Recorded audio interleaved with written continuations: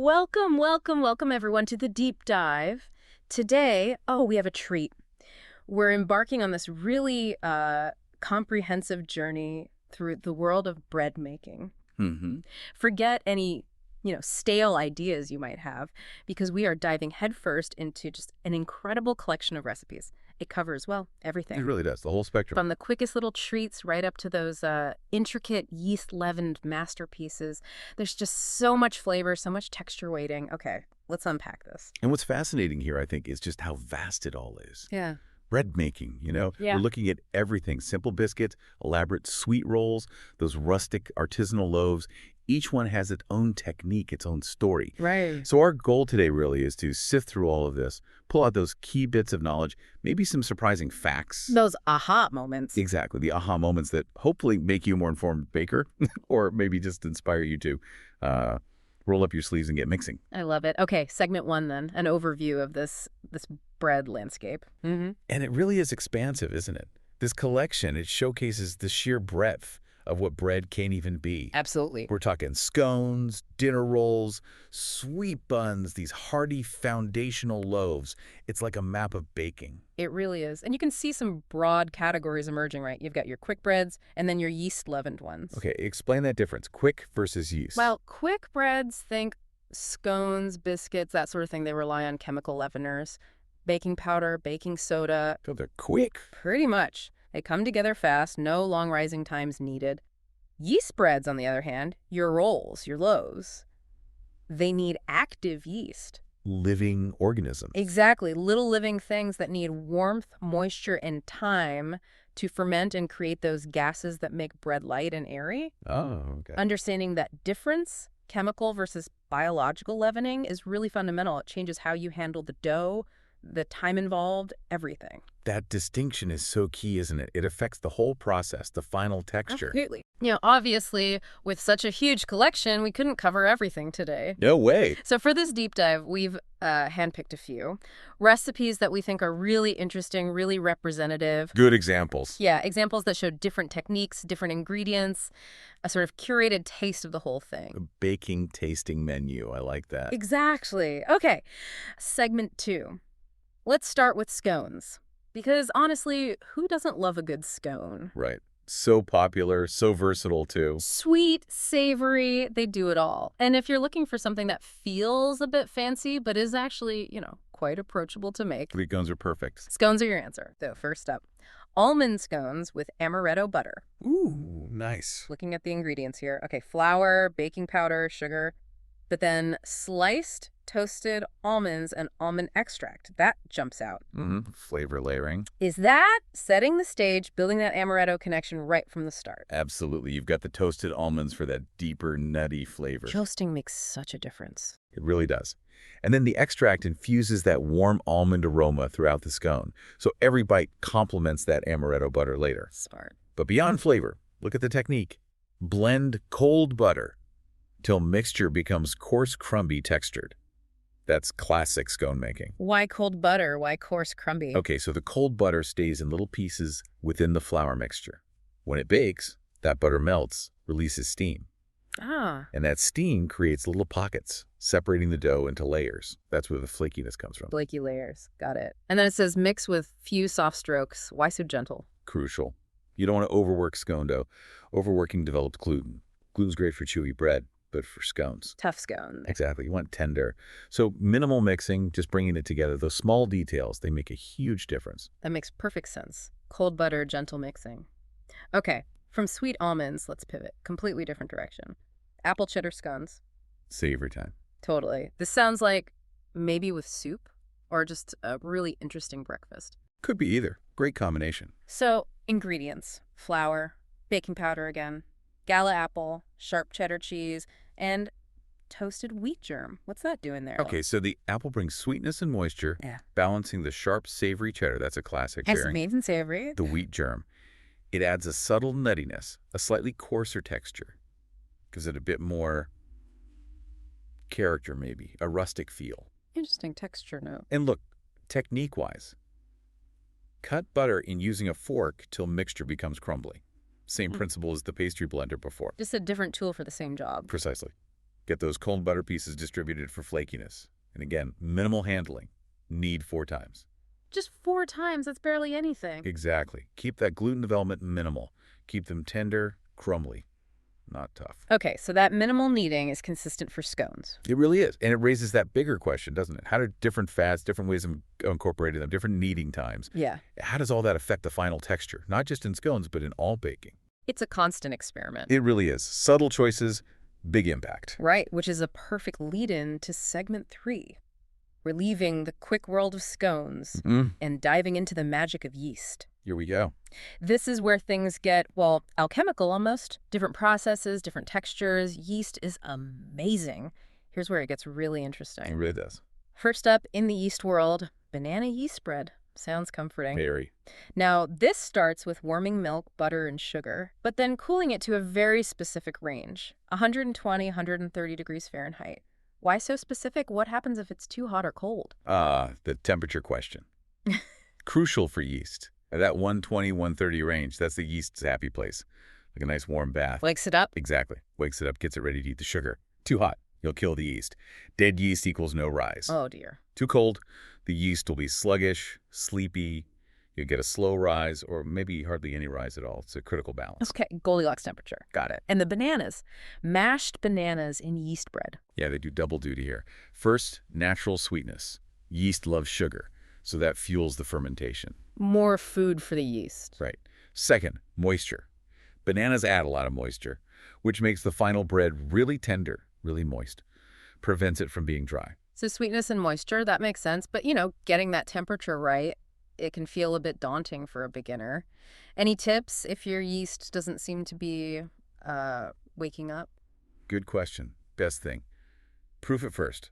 If you're unsure, take a little bit of that warm water, maybe 110 degrees, a quarter cup, dissolve your yeast in it with a tiny pinch of sugar. Test run. Exactly. Wait 5-10 minutes. If it gets foamy, your yeast is alive and kicking. Yeah. If not, well, maybe your water was off or the yeast is old. Try again. Saves you wasting all the ingredients. Smart. Okay, the kneading. Elastic and smooth, about 4 to 6 mins. What does that feel like? How is it different from the scone kneading or lack thereof? Totally different goal. With yeast bread, we want gluten. Kneading develops, it stretches and aligns those proteins. Creating structure. Precisely. You're looking for dough that feels smooth, pliable, not sticky. Yeah. There's the window pane test. Stretch a small piece thin. Can you see light through it without it tearing? If you stop kneading too soon, dense bread, poor rise. Too long, especially with a machine, you can actually break the gluten down, get a sticky mess. So 4-6 minutes is the target here for that perfect elasticity. Right. And then doubled in size. That's the visual cue. That's the classic sign. The yeast has produced enough gas to puff up the dough. It's ready for the next step. Okay, window pane test, doubled in size. Great tips. Now let's move to a real icon, French bread. The classic. Simple ingredients, flour, water, yeast, salt, sugar, oil, but the process seems key. Proofing the yeast, vigorous kneading for 10 minutes, then more kneading. Yeah, French bread is all about technique. Proofing the yeast here is that safety check. Again, make sure it's active before you commit. Good insurance. Definitely. And the kneading. Yeah. Wow. 10 minutes vigorously, then maybe more. That's serious gluten development. Why so much for French bread specifically? Because you want that characteristic chewy texture, those big irregular air holes inside, that open crumb. That requires a really strong, well-developed gluten network to trap those gases and hold the structure. Ah, okay. Strong structure for the big holes. Exactly. Without that vigorous kneading, it would just be denser, not the same airy quality. And the multiple rises. Rise, punch down, rise again. Also crucial. First rise develops flavor. The punch down isn't just deflating. It redistributes the yeast, evens out the temperature, helps create a finer, more even final texture. Redistributes. Then the second rise, after shaping, gives it that final volume. And the slashes on top. Scoring. Yeah, the diagonal cuts. Just for looks. Not just. Yeah. They control how the bread expands in the oven. They give the steam a planned escape route, preventing the crust from tearing randomly. Controlled bursting. Kind of. And it helps create that beautiful, crisp, crackly crust we love. It's a real dance between temperature, technique, and yeast. Incredible. The science behind a simple loaf. Okay, segment 4. We've done quick breads, classic loaves. Let's get creative with rolls and buns. Buns is stuff. These go way beyond the basic dinner roll. First one sounds like an adventure. Cumin cornmeal buns with green chili cheese butter. Whoa. Yeah, that's got a lot going on. Right. Cumin in the dough, cumin dusted on top, cornmeal for texture, and that butter. Chili cheese. Wow. How does this all work together? It's all about layers. Cumin in the dough gives that warm, earthy base. Cumin on top intensifies the aroma right before you bite in. Double hit of cumin. The cornmeal adds that slight grit, a different chewiness than just flour, gives it personality. And the shaping. Jelly roll style. Ah, yeah. You roll the dough out flat, brush it with butter, sprinkle more cumin, then roll it up like a jelly roll or cinnamon roll. So the flavor gets swirled inside. Exactly. When you slice it, you get those beautiful spirals of butter and spikes all through the bun. Ensures flavor in every bite. And then that butter. Green child, sharp cheddar, patay Tabasco. It's creamy, spicy, tangy. Oh. A perfect counterpoint to the earthy cumin bun. It shows how a few unique ingredients can really elevate something simple. Sophisticated stuff from a humble bun. Okay, let's switch to sweet rolls. Homemade pineapple sweet rolls. Sounds divine for breakfast. Oh yeah, classic sweet treat territory. Now this has a cooked filling, pineapple, orange juice, zest, sugar, flour, all cooked together. How is that different from just, say, spreading jam inside? Big difference. Cooking the filling does a few key things. First, flavor concentration. Heat melds the pineapple and orange, deepens the sweetness. For intense flavor. Right. Second, thickening. The flour thickens the fruit juices. This is crucial. Why? So it doesn't leak out. Exactly. It prevents the filling from being too watery and making the roll soggy. Right. It stays put inside the swirl, gives a better texture, holds its shape. It's about moisture control and stability. Ah, stability. Makes sense. And the dough itself, is it different from the savory yeast breads? Often, yes. Sweet roll doughs tend to be richer. You see more butter, sugar, eggs added early on. Makes them softer? Tenderer. Yeah. Contributes to that soft, tender, slightly sweeter dough you want in a sweet roll. You still need it till elastic and smooth, maybe 6-8 minutes here, because you need that structure to hold the filling. Still need the gluten. Still need the gluten, yeah. But the extra fat and sugar can sometimes mean you need just a little longer to get there. And notice the timing you make the filling while the dough does its first rise. Efficient. Good planning. It really shows how a well-made filling can be the star, balancing everything perfectly. Absolutely.